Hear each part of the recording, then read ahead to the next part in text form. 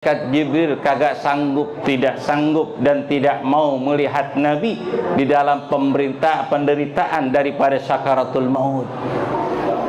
Panggil itu malaikat Jibril di samping Nabi. Kemudian dikatakan, ya Jibril, ma wa'adallah, apa yang dijanjikan oleh Allah. Maka Jibril mengatakan, qad tajayanat jannatu, sungguh telah terhias yang namanya surga laka untuk engkau wahai Muhammad. Para malaikat dan bidadari-bidadari turun dari langit yang ketujuh sampai di depan rumahmu, mencabut ruh engkau, akan menyambut kedatangan engkau dan akan mengantarkan engkau ke Arsyur Rahman menuju Allah Subhanahu wa taala. Nabi mengatakan, ya Jibril, hadzali wa aina ummati. Wahai Jibril, ini untukku, bagaimana untuk umatku? Tuh Nabi lagi sedang sakaratul maut, telah terhias yang namanya surga. Allah haramkan yang namanya surga kecuali Nabi Muhammad yang masuk duluan. Tapi Nabi mengatakan, ya Jibril, hadzali wa aina ummati. Ya Jibril, ini untukku, bagaimana keadaan umatku nanti? Yang Nabi pikirin sampai umatnya. Malaikat Jibril diam. Langsung. Audio Jungle.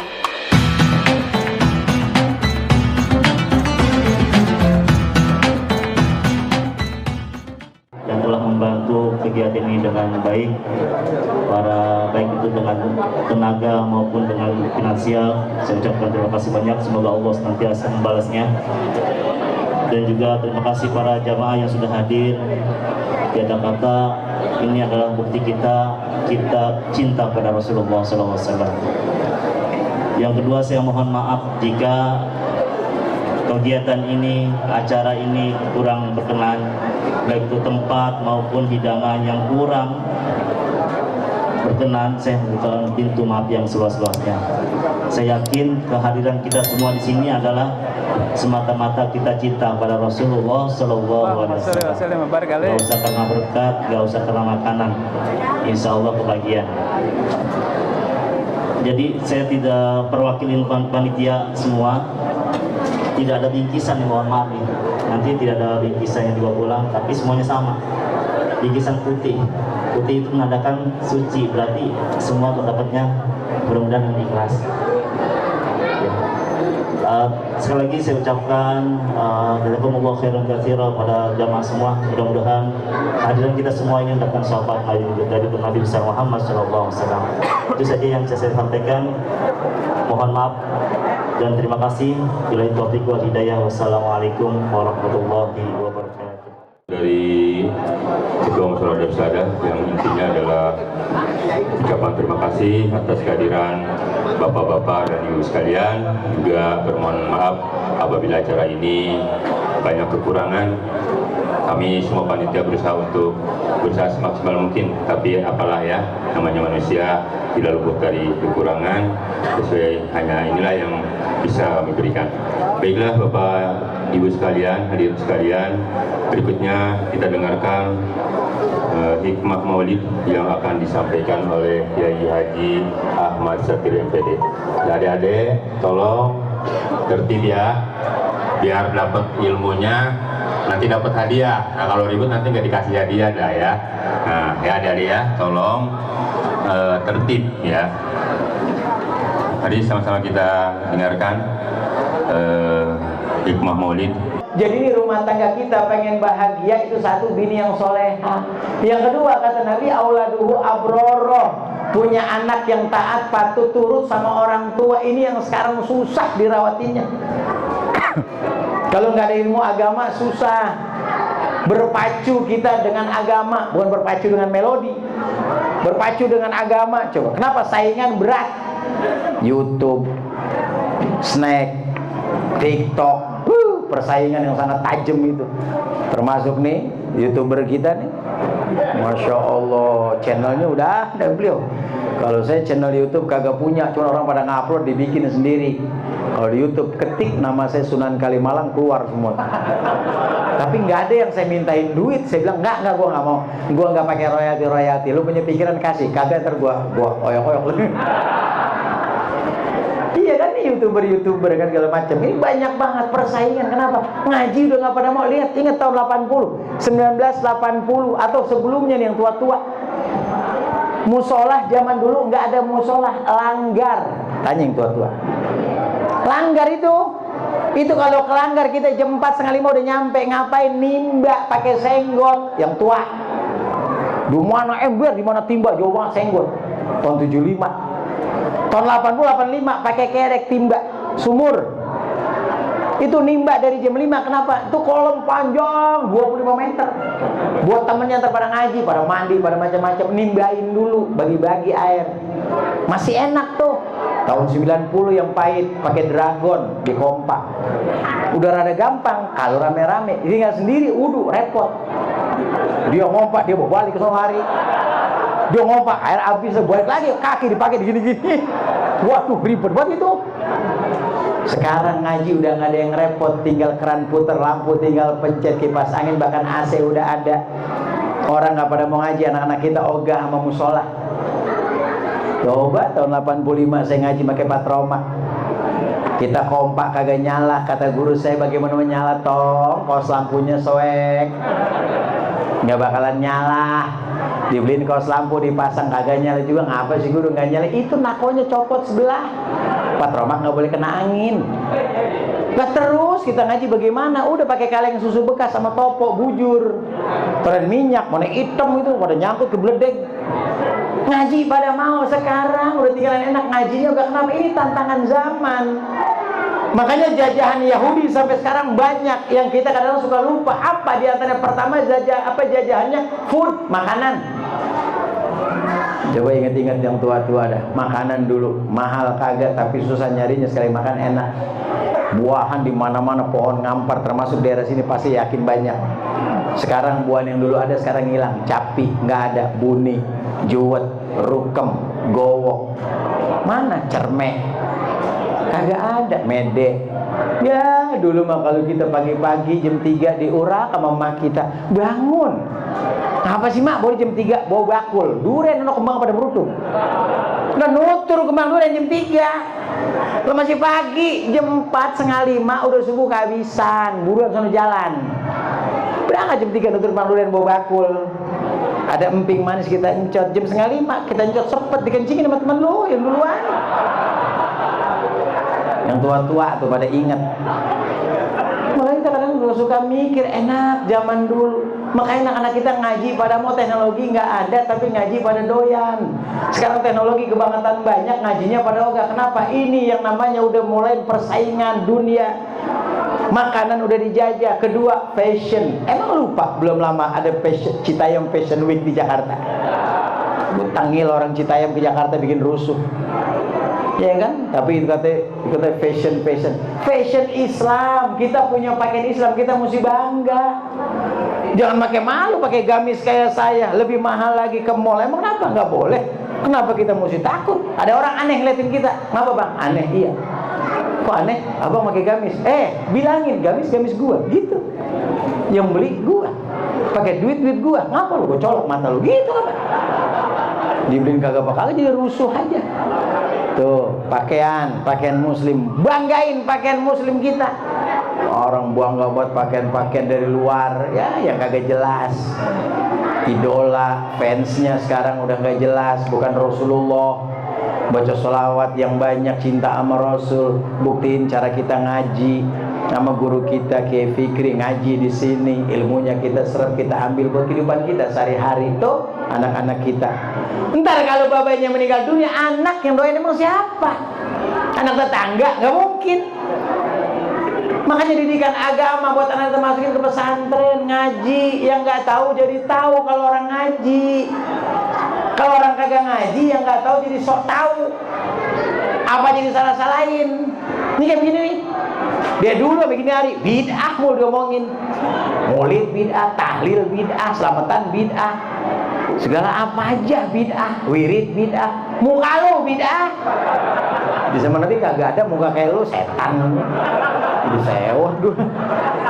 Yang paling miris banget speaker dibilang bid'ah, nih mic dibilang bid'ah. Tuh, di situ tuh deket batu, Bogor tuh, Sentul, deket Janggelen. Saya bukan kata orang, pernah ke situ. Masjid numpang sembahyang adem banget, azan kagak, qomat kagak, bukan kagak, ternyata qomat azan, speakernya kagak ada. Kagak boleh, tembusannya ke Jonggol tuh belum jadi. Dari Babakan Madang. Saya tanya, ngapa nggak pakai speaker itu masjid? Nggak boleh pak, di zaman Nabi kagak ada speaker. Buset, hebat banget. Kagak boleh, di zaman Nabi kagak ada speaker. Tapi bapak itu rumahnya cakep, minimalis. Saya kata gitu.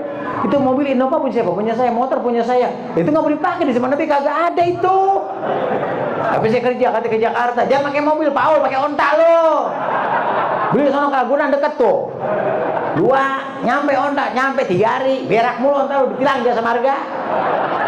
Yang bocah bego. Speaker kagak boleh, mobil dipakai, kan Paul itu bocah. Ngesot lo dari Bogor kemari jangan sampai tahu. Aku tendang muka lo. Gede banget. Sewa sampai kesel banget, diundang ke Sumedang. Paket elep ada kayak sound kecil. Cuma ngapain ribet-ribet bawa ginian? Di guru, makanya saya bawa. Ntar guru takutnya marah, nggak ada speaker. Bener sama. Aspek anti speaker Sumedang. Ya ilah, lo nggak ada pakai speaker. Ya lo mau kayak sayur kagak pakai apa-apa, gak enak. Itu makanya hati-hati, makanya ngaji. Kan salah orang, macem-macem aja nggak pada ngerti ngaji. Sholat Jumat ngaji, khotib udah naik, datang paling belakang, maju ke depan, duduk diam-diam, sembahyang tengah-tengah. Ya Paul, ngajinya di mana tuh bocah? Khotib diam aja, takol pakai tombak bocah.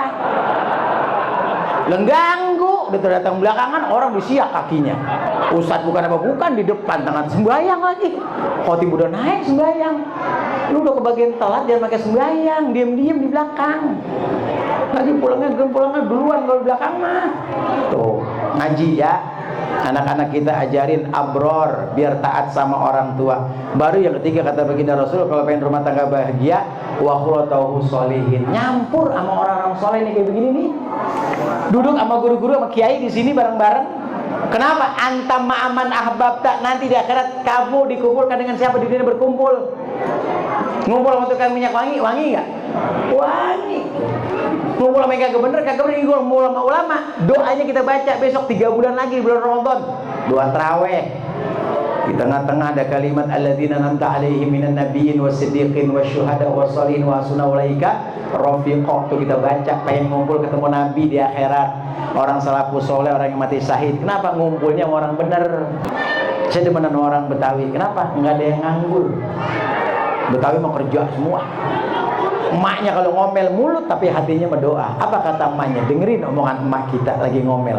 Emang dasar orang Betawi, kerjaan lu makan mulut, kerjanya makan. Ntar yang satu ngomong lagi, emang kerjaan lu Betawi, tidur lu, kerjanya tidur. Makanya Betawi mah tidur kerja, makan kerja, nggak ada yang nganggur dia mah. No Betawi, no warawiri aja kerja, warawiri kerjanya. Kagak ada yang nganggur dia mah, kerja mulu. Begitu dah lagunya udah. 3 ya, pengen bahagia rumah tangga, nyampur sama orang soleh.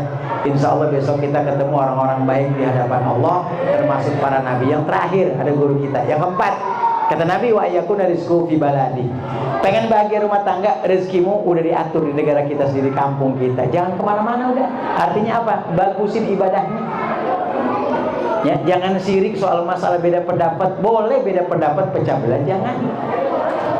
Lain-lain urusan silahkan. Yang namanya kita punya macam-macam model silahkan, tapi jangan pada sirik yang nilai ibadah Allah. Gitu aja udah.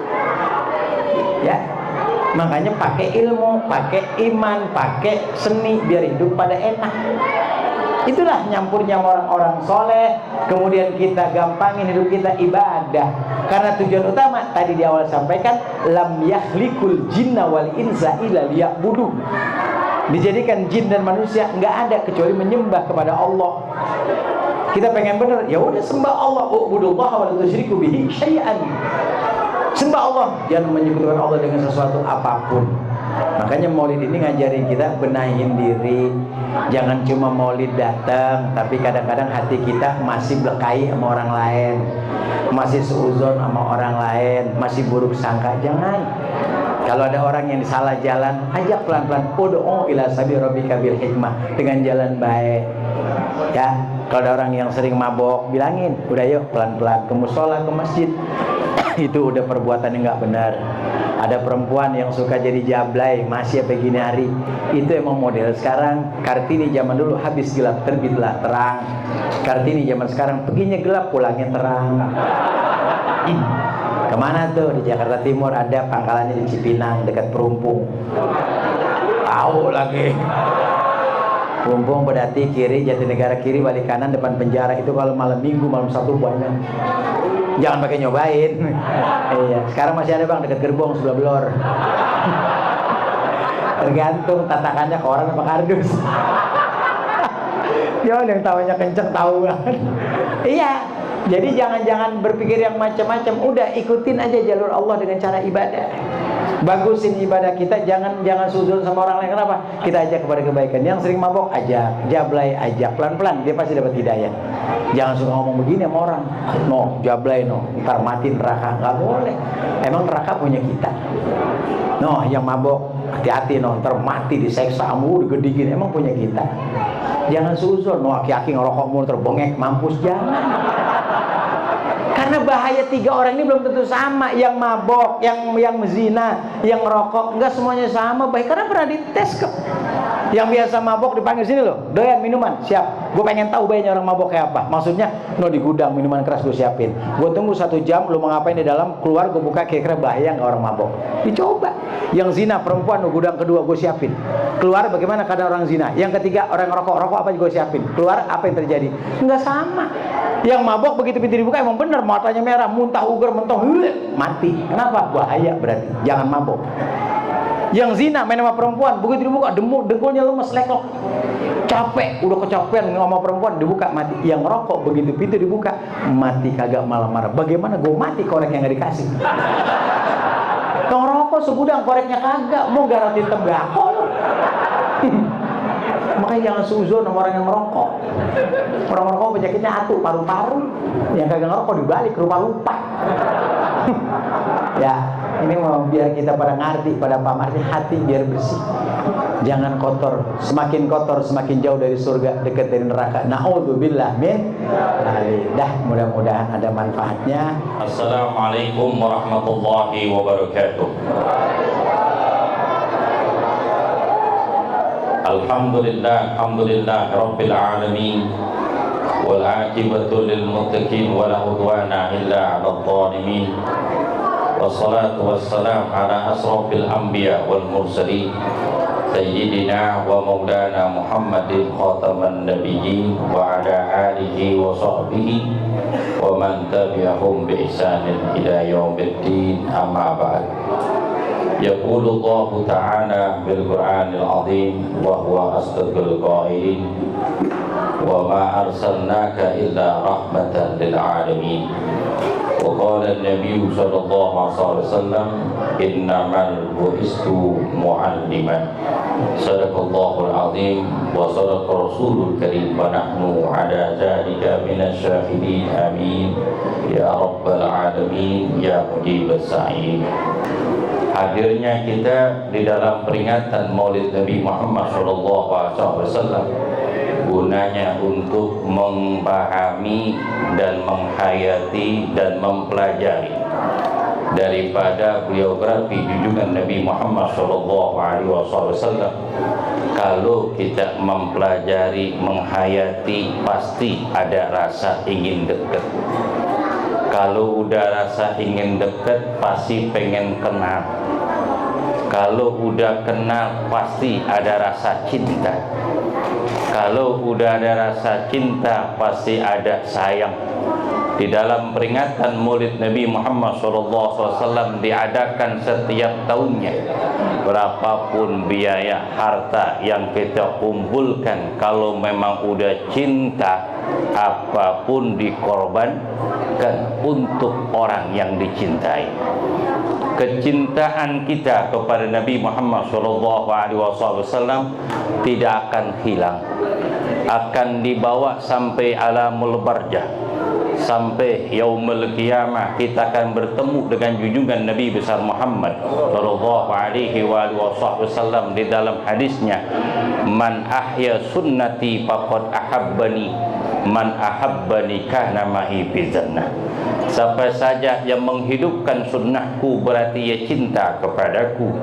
Barang siapa yang cinta kepadaku, maka kelak bersamaku di dalam surga. Alhamdulillah. Kumpulnya kita di sini karena didorong iman dan ketakwaan dan rasa cinta kepada Sayyidina Maulana Muhammadin sallallahu alaihi wasallam. Di peringatan Maulid ini ada rasa cinta dan ingin dekat oleh Nabi Muhammad sallallahu alaihi wasallam. Nabi bersabda dalam hadisnya, ij'alu yaumal miladi idilakum wa sallu wa sallamu fihi tanalu syafaati yaumal qiyamah. Jadikanlah hari kelahiranku adalah hari raya bagi kamu. Perbanyakkanlah membaca selawat serta salam kepadaku pada hari kelahiranku. Kalian akan mendapat syafaatku nanti di hari kiamat. Nabi Muhammad SAW sangat cinta kepada kita, kepada umatnya. Harisun alaikum bil mu'minina ra'ufur rahim. Nabi haris, Nabi pengen umatnya itu rasa iman kepada Allah dan akan memberikan keselamatan di dalam dunia maupun kehidupan nanti di alamul akhirat. Ketika Nabi SAW bukti cinta Nabi kepada umatnya, ketika Nabi sedang sakaratul maut, kemudian datang malaikat Ijrail. Ketika itu Nabi bertanya, ya Ijrail, jirta jairan au ghabbar ruh. Wahai Ijrail, engkau datang kepadaku hanya untuk ziarah kepadaku atau untuk mengambil rohku? Jawab oleh malaikat Ijrail, ji'tuka ya Muhammad bigabtir ruh in syi'ta. Wahai Rasulullah, aku datang kepada engkau untuk mencabut rohmu jika engkau mau. Kira-kira enak gak Pak? Malaikat Ijrail akan datang kepada kita, hampir saja terbujur kaku jasad kita, akan dipisahkan dengan ruh dengan jasad kita. Kemudian kita tanya, nego sama malaikat Ijrail, enak gak? Ijrail, lu datang kemari mau ziarah atau mau cabut rohku? Kata malaikat Ijrail, aku datang kemari untuk mencabut rohmu kalau memang kamu mau. Kira-kira gimana? Enak gak kira-kira? Kalau gitu Ijrail, gue pengen hidup lama. Gue pengen hidup lama. Sekarang lu pergi dah. Ada yang model begini? Enggak ada, kecuali Nabi besar Muhammad sallallahu alaihi wasallam, pangkat yang sangat agung, yang sangat mulia di sisi Allah Subhanahu wa taala. Satu-satunya malaikat yang paling ditakutin oleh manusia adalah malaikat Ijrail. Ada orang sini kangen malaikat Ijrail? Enggak ada. Makanya umpama ada acara haul di rumah kita, ada acara 40 hari sampai acara 100 hari, kita punya mamang tinggal satu-satunya nih mamang kita. Jangan bilang apa-apa. Kalau acara haul di rumah kita tuh, apa yang ada di rumah kita bawain itu, oleh-olehnya, berkatnya, durennya, buahnya, beras yang 20 kilo kita kasih, sembako yang paling cakep kita kasih, duit kita kasih. Kakala udah selesai acara haul, jangan bilang apa-apa, bilangin, mamang biar sehat panjang umur, biar bisa ketemu lagi ame sanak saudara, ame keponakan, gitu bilangnya. Tuh mamang kira nggak? Jangan bilang gini, Mang, ya Allah, baba kita udah nggak ada. Ini malam 40 hari. Saudara baba saya cuma mamang doang nih. Akhirnya jadi pikiran itu mamang. Kau udah pikiran pulang, akhirnya apa? Gelisah, darah tingginya naik, akhirnya besok innalillahi. Tapi malaikat Jibril datang kepada Nabi. Nabi mengatakan, "Aina Jibrilu, wahai Israil, mana Jibril?" Ada di depan rumah ya Rasulullah. Panggil dia. Malaikat Jibril datang kepada Nabi ketika Nabi akan dijemput ruhnya oleh malaikat Israil. Malaikat Israil ketika itu, malaikat Jibril kagak sanggup, tidak sanggup dan tidak mau melihat Nabi di dalam penderitaan daripada sakaratul maut. Panggil itu malaikat Jibril di samping Nabi. Kemudian dikatakan, "Ya Jibril, ma wa'adallah," apa yang dijanjikan oleh Allah. Maka Jibril mengatakan, "Qad tajayanat jannatu," sungguh telah terhias yang namanya surga laka untuk engkau wahai Muhammad. Para malaikat dan bidadari-bidadari turun dari langit yang ketujuh sampai di depan rumahmu, mencabut ruh engkau, akan menyambut kedatangan engkau dan akan mengantarkan engkau ke Arsyur Rahman menuju Allah Subhanahu wa taala. Nabi mengatakan, ya Jibril, hadzali wa aina ummati." Wahai Jibril, ini untukku, bagaimana untuk umatku? Tuh Nabi lagi sedang sakaratul maut, telah terhias yang namanya surga. Allah haramkan yang namanya surga kecuali Nabi Muhammad yang masuk duluan. Tapi Nabi mengatakan, "Ya Jibril, hadza li wa aina ummati." Ya Jibril, ini untukku, bagaimana keadaan umatku nanti? Yang Nabi pikirin sampai umatnya. Malaikat Jibril diam. Langsung diberitahukan oleh Allah Subhanahu wa taala, "Ya Jibril, absyirhu li habibi Muhammad." Ya Jibril, kabarkanlah kepada kekasihku Muhammad sallallahu alaihi wasallam, "Waj'al ummatuka khairul umam." Aku jadikan umatmu adalah sebaik-baiknya umat. Alhamdulillah. Wa haramtul ummata tadkhuluna jannata illa ummatuka awwalu yadkhuluha. Wahai Muhammad, sungguhnya aku haramkan surga kepada umat-umat yang lain yang akan masuk ke dalam surga kecuali umatmu yang pertama kali masuk surga. Alhamdulillah. Enak kan nih Pak? Enak gak Bu? Walaupun lama-lama kita duduk di musola, alhamdulillah dengar takmid dan zikir. Biografi Nabi Muhammad SAW yang disampaikan oleh anak-anak kita begitu indah. Kalau kita menghayati, memahami daripada maulid Nabi Muhammad SAW, pasti kita akan gak geser dengan mahabbah kita kepada Nabi Muhammad SAW. Mudah-mudahan kita diberikan panjang umur dalam keadaan syahat walafiat. Allah tetapkan iman dan Islam kita. Allah tetapkan mahabbah kita kepada Sayyidur Rasul sampai akhir hayat kita. Kita bertemu dengan Nabi Muhammad SAW dan dibangkitkan nanti yaumul qiyamah di bawah benderanya Nabi SAW, dan kita akan masuk ke dalam surga dituntun oleh Nabi Muhammad, dan Nabi akan menunggu kita di jembatan Shiratul Mustaqim yang akan memberikan minum daripada telaga haudnya dengan tangan Nabi Muhammad SAW, orang yang rasa cinta kepada Nabi. Mudah-mudahan kita diberikan panjang umur dalam keadaan syahat walafiat. Allah tetapkan iman dan Islam kita. Allah mudahkan urusan dunia dan urusan akhirat kita. Inilah yang saya bisa sampaikan. Mohon maaf apabila kekurangan. Bila taufik wal hidayah biridha wal inafu minkum. Assalamualaikum warahmatullahi wabarakatuh.